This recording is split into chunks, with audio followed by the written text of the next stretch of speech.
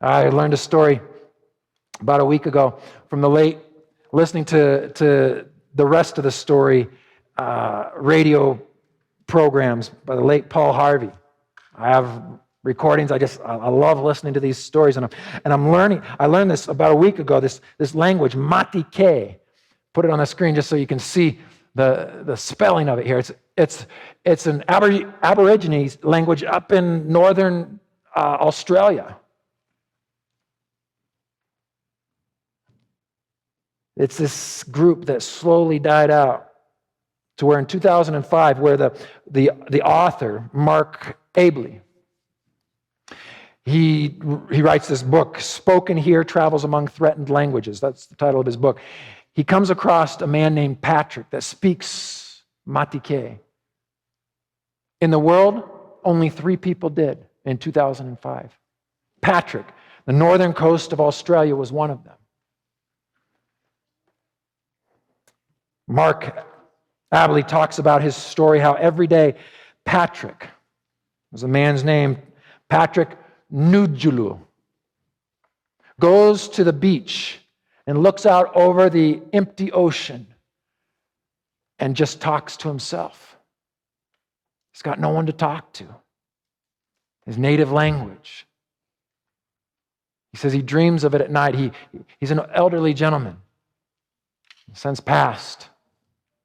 But in 2005, he's got a prosthetic leg and a hearing aid just to be able to hear sounds. And in silence, though, he lives, except for the times you just hear him talking to himself, but he talks as if he's talking to his family or his friends. He's warm and he's gracious.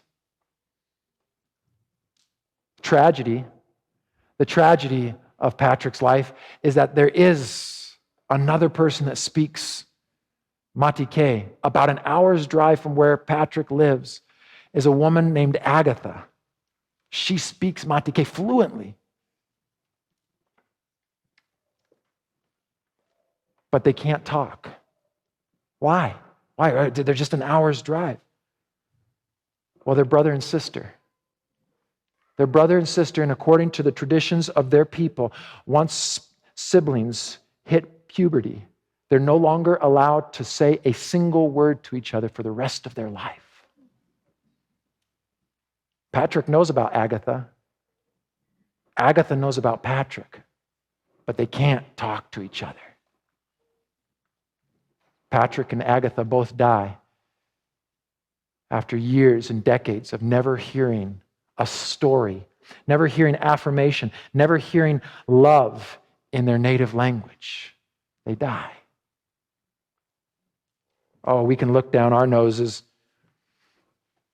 What a pathetic ritual to follow. I mean, come on, Agatha. Come on, Patrick. You guys are in your 80s. Come on, you can talk to each other now. That whole custom of not talking to each other as siblings, come on, just do away with that. Give up on that. But they were rigorously committed to following the customs of their people. We can roll our eyes all day long, except I wonder if the angels looking down at our scenario roll their eyes. Why? Because there's people on planet Earth, brothers and sisters of the same race, who won't talk to each other about the greatest love language ever. Well, because it's socially unacceptable. As adults, we don't go and talk to other adults about the love of Jesus.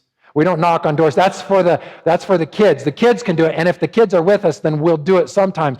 But we don't do it. We don't do it to our coworkers. We don't do it to our neighbors. We don't do it to strangers. We don't do it to our family. We don't do it to anybody because it's socially taboo. It's awkward to talk of the love of Jesus, the greatest love language ever, and we don't use it because of some ridiculous taboo that the kingdom of darkness has washed over us. We can roll our eyes at the tragedy of Patrick and Agatha having died not hearing their native language.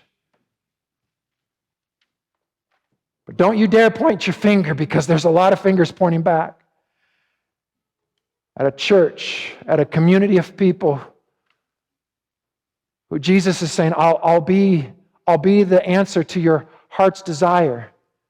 But part of that is going to be you sharing that with the world around you, like the woman at the well.